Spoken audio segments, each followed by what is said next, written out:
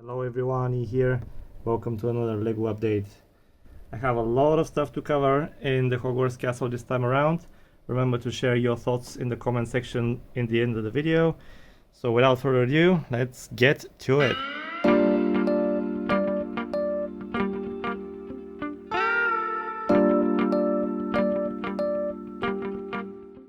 Alright. Let's start by fixing this a little bit. Let's add some texture. And here we go.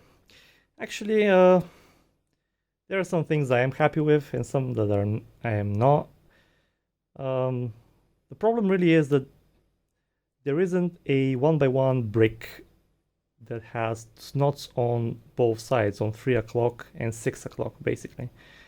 And that really causes a lot of problems if you want to make this type of texture in a 4x2 stud dimension brick or model. It just means that you are kind of limited to what you can do, and every now and there it just shows that, I mean, to me it shows that it's not really what I would ideally want it to be, but once placed, I would say that it blends quite well and the texture is proper. I tried to not go too overboard with the medium nougat damage of the walls, and I will eventually, I think, replace maybe these 1x2s with a plate instead of a tile, and add a bit more, like maybe a plate or another layer, so just this isn't a one flat two stud element. It bothers me a little bit. Maybe to you it seems fine. Other than that, I feel like this is yeah, it's good enough. I had to be really careful here not to push these.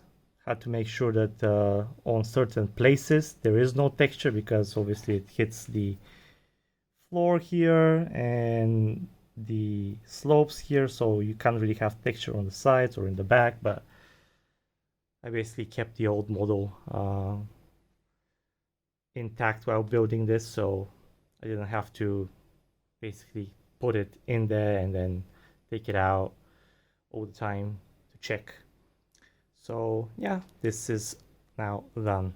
Then the next thing I did is finish up, or should I say refine detail-wise, this middle tower.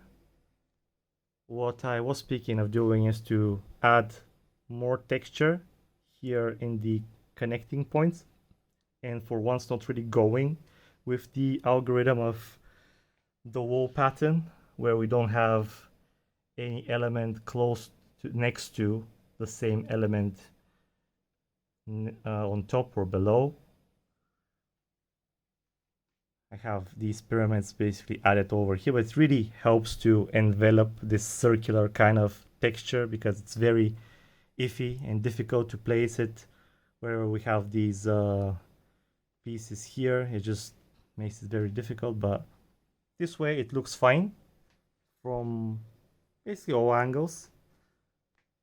I would say that I wouldn't change this, as the overall tower is once again really tough to do. I keep saying that I haven't really seen anybody do a perfect job. I don't really think that it's possible. Maybe it is, but it always is with either plates that just looks terrible or something that's completely different to what it should look like. And yeah, I feel like this is something that I can be happy with. Other than the additions over here that I did previously, I feel that this is a good concession and really helps to make this angle here. I also added these masonry bricks in this section on all sides to kind of enrich the texture without actually having this type of texture, because it was basically impossible. Replace these with 1x8s instead of 1x6s, right? Yeah. And these window frames are kind of pushed forward, so they don't really blend in with the lower texture. This way they pop up a little bit, as they should. And always the question remains whether I should make this a little bit taller. In comparison to the other towers, the height is good. Maybe another brick wouldn't hurt it too much. Maybe it will, I don't know. Question is where to actually add this row. Maybe here would make most sense. Then we'll have a 4 brick section here, here, and here, but it actually causes some problems here because it's exactly where I'm transitioning. So maybe I'll just keep it like this.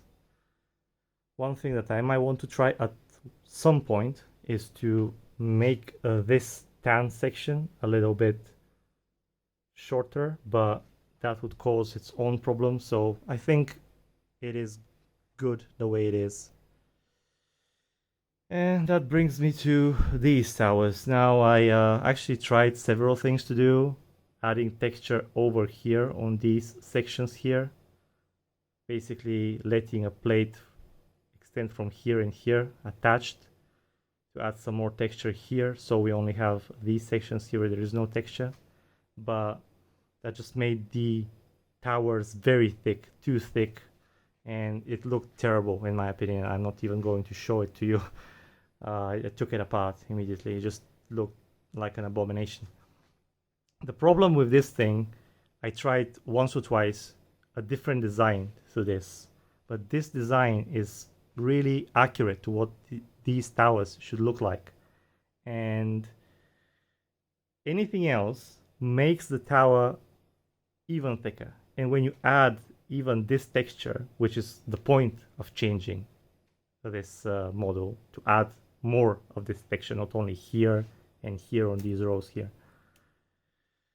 then it becomes extremely thick, and that just doesn't work. Then the problem with these windows to be on all sides and to be this size or close to this size, it all adds up and really makes this thing difficult. And at the same time, it has to be somewhat sturdy. I need to be able to pick this up like so and remove it when needed, and I can't just have something that falls apart so easily, and I just couldn't figure it out. Now the option would be to not have any texture on these towers, just to strip them with this and bring them back to what they used to be before we even added this type of texture. But then wouldn't they pop out too much? To me, it would make more sense, or at least a little more sense, if we had a little bit of texture the way it is now. And from afar, they kind of blend with the rest, and the form is basically the same as before. It doesn't really ruin anything. But me, it doesn't really bother me that I think it's fine, but I'm always looking for a way to improve things where possible. And yeah, it's something that could be improved in my opinion, but how exactly would that happen? I have no idea in this situation. So yeah, what do you think? Should this be just left alone? Should I strip all the texture? Then wouldn't it just stick out like a sore thumb compared to everything else? Or should I try something else? But what should I try? Tell me exactly, because I don't know. I can't figure it out. What exactly to change? How to make this shape with these angles here, and we have an angle here, and we have this angle here. It has to be symmetrical. It can't be thicker than this, really. And yeah, if you have any ideas, I'll be open to them. But yeah, with that done, actually I'm going to take apart, well, the towers and pop them out, pop the module of the roof, and actually going to add a little bit over here. So let's take that apart, and actually I might just show it to you after it is done. Next up, over here, I'm going to pull up this plate with all the minifigs and do some more tweaking inside. But before I do that, over here, something that I've been meaning to really do. As you know, this is also on a plate that is removable, but it always bothered me that because this side here has this wall that is also attached to this plate, it means that all the weight of these minifigs and all these bricks goes on that side. And even though this is on a whole ramp all the way over here and all the way over here, it still kind of meant that it was a little bit shaky, especially over here with the difference on the floor sometimes. So I really wanted to make it a little bit more stable and in a way modular. So that's why on this side I added these clips over here and over here. So this way, whenever I slide it into position, it can always lock in and I don't have to worry about it falling apart or sliding out when I move it. And once everything is placed and locked in, everything just aligns a little bit better. So I feel like this is a great little addition. There are just so many pieces and so much weight that even you see here that the pieces want to go. They don't want to stay like this, but they want to just go their own way. But yeah, with these clips, I would say that it is a lot better, and they're also hidden because they're in the walls. So once you look from the inside, they're not visible. And namely, what I'm doing here today, or will try to do, is, well, first off, add all these hairs that are unique and are not featured over here in these over 100 minifigs. And also the more difficult task is to remove every single minifig and every single element on these tables and tile them over so there are no visible studs, which will be a lengthy task and probably a maddening one, but better get to it, I guess. And here it is. I went through all the trouble of redoing this, and I'm going to explain to you exactly what I did, so you maybe will appreciate how crazy I am apparently. So what I did is retile everything, the benches and the tables included. Every here and there you can see that there is a 1x2 where there is not tiled, mainly on the benches, maybe here and there on the tables, because I don't have enough 1x2s, it turns out. I was looking for that bag for a while, but I guess I used it somewhere. I'm going to need another 40 to 50 to complete the look, but other than that, it's all done. So what I did is I took all the minifigs and all these little particles, all the goblets, all the little foods, plates, bowls, whatever. I took them all and I tiled everything, and then I placed them back together the same way. So I did a few pictures to see how the students are positioned, more or less. And then I also made a little schematic, basically to indicate what the distancing is in every row. So when I took them apart, when placing them back together, I had a schematic to know, for example, this one here, then there is a 2-stud slot, then this guy comes, then 1 stud this girl, and so on and so on for every single one. And this whole display here, only the students has 106 minifigs.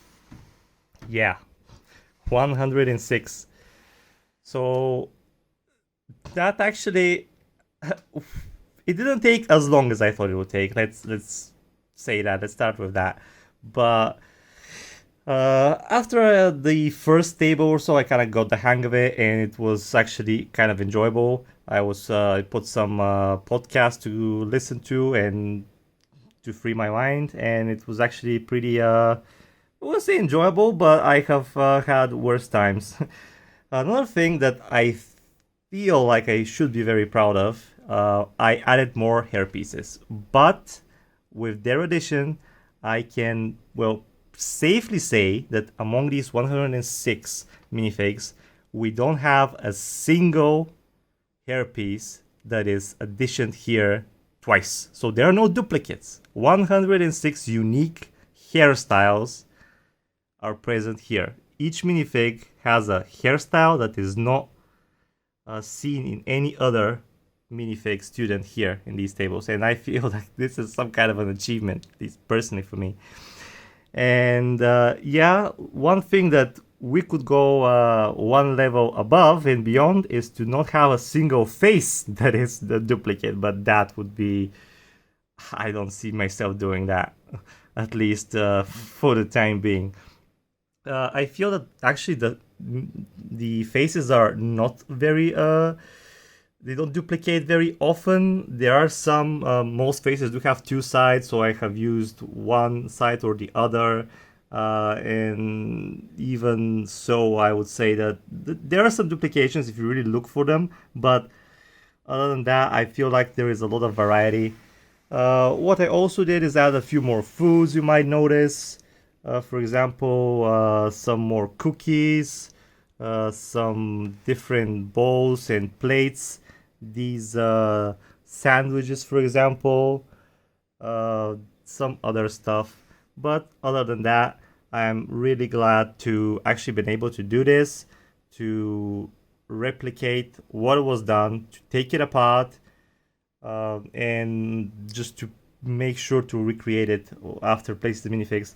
Also, one other thing, small thing really, I extended the tables by one stud on each side. So one stud this side and one stud on this side, and added a little bit more texture, nothing special, just to make them not so bland. So the only thing that we'll have to do is go back and just add 1x2 tiles here and there on the benches. Here is a overhead view of the tables, and yeah, I would say that this is pretty good. I am pretty satisfied with the result. For the space that this display provides, I would say this is the pretty much 100% of what can be done.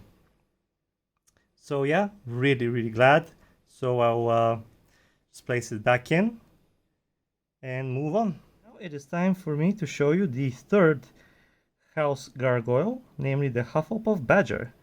Similar to the previous two, the Slytherin Snake and the Ravenclaw Eagle, this is a collaboration between myself and Zenith Creations. This is mainly his design. All I do with these is give some input and suggestions, but this is all his creative work, as he is a specialist in these kind of miniature builds. And this, considering the assignment, is something that I'm very pleased with, that we have managed to reach this end. It seemed very hopeless at one point, but actually managed to do something that really does resemble a badger in this particular scale, as it had to be very close to the scale of the previous two animals. And I feel like it is exactly what I was looking for. So, as you might notice, in comparison to the other two animals, this one is very part intensive, but the amount of pieces actually is very needed to actually help resemble this pile of bricks into something that, with a little imagination, could be a believable badger. And this one really, I feel, is a job well done. So yeah, unlike the previous two animals, I only have 3 built now, as if you remember, we have only room for 14 animals inside here. Because of the fireplace, it takes 2 slots away. That means the lion and the badger will be one short. We will have 4 eagles, 4 snakes, and 3 badgers and 3 lions. So with this, I will place these gargoyles into their respective slots, and then only the lion remains. Something that is also in the works and close to being finished, but I can't really promise when exactly that will be as of now. And here is the inside with all 3 completed gargoyles side by side. I would really apologize that I don't show you much of this angle of the great hall. I just want to place all the gargoyles and have everything finished for that wow factor, just to see how everything looks finished. But yeah, as I said, this gargoyle really looks the part, in my opinion, in this scale, and as you can see, it is the same size as the other ones. So immersion successful, I would say. Job well done, and thanks to Zenith Creations once again for putting his talent and effort into this and helping the Great Hall look spectacular. And with that, I have placed everything back together. I don't think I'll have any more time to build before this video actually goes out, but as you can see, I have made a brand new, well, not exactly a mill's plate, but a podium for the new courtyard. The old one is untouched for the time being, and I'll give you more details next time, but the dimensions will be a bit different, although roughly the same. Some tweaks here and there. It will not be a perfect square, but I will go into detail next time. I need some further supports down here. Once again, this is not a classic mill's plate. I will stop using the basic Lego base plates, the 32 by 32s or 48 by 48s, as I just want to do more custom stuff. But yeah, I feel like this is all for now. Once again, if this type of content is something that you appreciate, please smash that like button and subscribe to the channel. Believe it or not, it does help out a lot for this channel to grow and for more people to see it. Until next time, which will be in the next 2 weeks or so, stay healthy and happy building. Bye for now.